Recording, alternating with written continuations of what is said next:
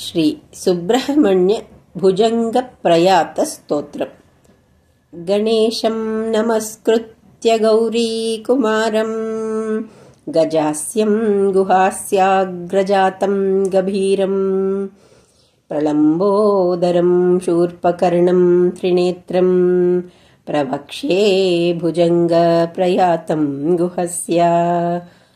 पतक्षट्किरीटस्फुरद्दिव्यरत्नप्रभाक्षिप्तमार्ताण्डकोटिप्रकाशम् चलत्कुण्डलोद्युत्सुगण्डस्थलान्तम् महानर्गहारोज्ज्वलत्कम्बुकण्ठम् शरत्पूर्णचन्द्रप्रभाचारुवक्त्रम् विराजल्ललाटं कृपापूर्णनेत्रम् लसद्भ्रूसुनासापुटं विद्रुमेष्टं सुदन्तावळिं सुस्मितं प्रेमपूर्णम् द्विषड्बाहुदण्डाग्रदे दीप्यमानं क्वणत्कङ्कणालङ्कृतोदारहस्तं लसन्मुद्रिकारत्नराजत्कराग्रम् क्वणत्किङ्किणीरम्यकाञ्चीकलापम् विशालोदरं विस्फुरत्पूर्णकुक्षिं कटौ स्वर्णसूत्रं तटिद्वर्णगात्रं सुलावण्यनाभीसरस्थिरा राजत्सुशैवालरोमावळीरोचमानम् सुकल्लोलवीचीवलीरोचमानम्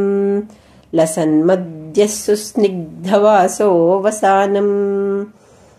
स्फुरच्छारुदिव्योरुजङ्घासुगुल्फम् विकस्वत्पदाब्जं नखेन्दुप्रभाढ्यम् द्विषट्पङ्कजाक्षं महाशक्तियुक्तं त्रिलोकप्रशस्तं शुशिक्ये पुरस्तं प्रपन्नार्तिनाशं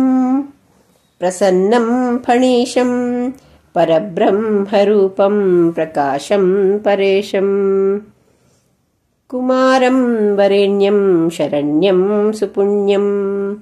सुलावण्यपण्यं सुरेशानुवर्ण्यं लसत्पूर्णकारुण्यलक्ष्मीशगण्यं सुकारुण्यमार्याग्रगण्यं नमामि स्फुरद्रत्नपीठोपरिभ्राजमानं हृदम्भोजमध्ये महासन्निधानं समावृत्तजानुप्रभाशोभमानं सुरैर्सेव्यमानं भजे बर्ह्ययानम् ज्वलच्चारुचामीकरादर्शपूर्णं चलच्छामरच्छत्रचित्रध्वजाढ्यम् सुवर्णामलान्दोलिकामध्यसंस्थं महाहीन्द्ररूपं भजे सुप्रतापम् धनुर्बाणचक्राभयं वज्रखेटं त्रिशूलासिपाशाङ्कुशाभीतिशङ्कम् ज्वलत्कुक्कुटं प्रोल्लसद्वादशाक्षं प्रशस्तायुधं षण्मुखं तं भजेऽहम् स्फुरच्छारुगण्डं दुषड्बाहुदण्डं श्रितामर्त्यषण्डं सुसम्पत्करण्डं द्विषद्वंशखण्डं सदा दानशौण्डं भवप्रेमपिण्डं भजे सुप्रचण्डम् सदा दीनपक्षं सुरद्विड्विपक्षं सुमृष्टान्नभक्षप्रधानैकदक्षं श्रितामर्त्यवृक्षं महादैत्यशिक्षं बहुक्षीणपक्षं भजे द्वादशाक्षं त्रिमूर्तिस्वरूपं त्रयीसत्कलापं त्रिलोकाधिनाथं त्रिनेत्रात्मजातं त्रिशक्त्या प्रयुक्तं सुपुण्यप्रशस्तं त्रिकालज्ञमिष्ठार्थदं तं भजेऽहम् विराजद्भुजङ्गं विशालोत्तमाङ्गं विशुद्धात्मसङ्गं विवृद्धप्रसङ्गं विचिन्त्यं शुभाङ्गं विकृत्तासुराङ्गं भवव्याधिभङ्गं भजे कुक्कलिङ्गम् गुहस्कन्दगाङ्गेय गौरीसुतेश प्रियक्रौञ्च बित्थारकारे सुरेश मयूरासनाशेषदोषप्रणाश प्रसीद प्रसीद प्रभोचित्प्रकाश लपन्देवसेनेश भूतेश शेषस्वरूपाग्निभो कार्तिकेयान्नदाता यदेत्थं स्मरिष्यामि भक्त्या भवन्तं तदा मे षडास्य प्रसीद प्रसीद भुजे शौर्यधैर्यं करे दानधर्म कटाक्षेति शान्तिः षडास्येषु हास्यम् हृदब्जे दया यस्य तं देवमन्यम् कुमारान् न जाने न जाने न जाने महीनिर्जरेशान्महानृत्यतोषात् विहङ्गाधिरूढाद्भिलान्तर्विगूढात् महेशात्मजातान् महाभोगिनाथाद् गुहाद्यैव मन्यन्न मन्ये न मन्ये सुरोत्तुङ्गशृङ्गारसङ्गीतपूर्णप्रसङ्गप्रियासङ्गसम्मोहनाङ्गा भुजङ्गेश भूतेश भृङ्गेश तुभ्यं नमः कुक्कलिङ्गाय तस्मै नमस्ते नमः कालकण्ठप्ररूढाय तस्मै नमो नीलकण्ठादिरूढाय तस्मै नमः प्रोल्लसच्चारुचूडाय तस्मै नमो दिव्यरूपाय शान्ताय तस्मै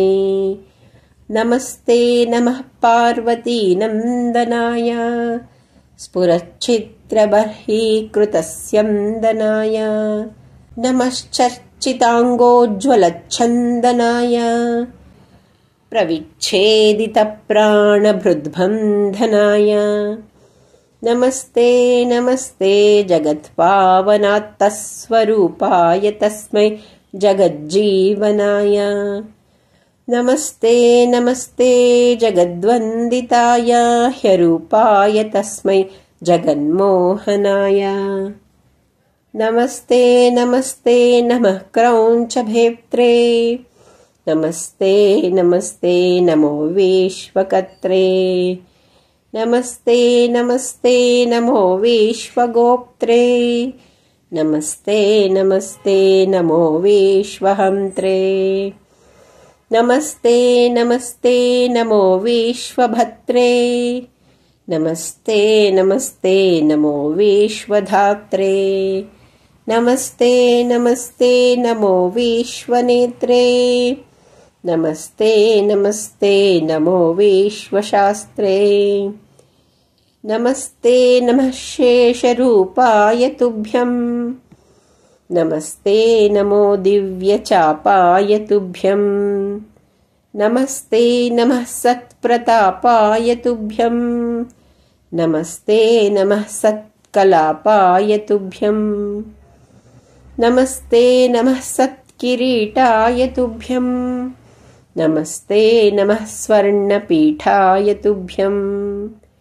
नमस्ते नमः सल्ललाटाय तुभ्यं नमस्ते नमो दिव्यरूपाय तुभ्यं नमस्ते नमो लोकरक्षाय तुभ्यं नमस्ते नमो दीनरक्षाय तुभ्यं नमस्ते नमो दैत्यशिक्षाय तुभ्यं नमस्ते नमो द्वादशाक्षाय तुभ्यं भुजङ्गाकृते त्वत्प्रियार्थं मयेदम्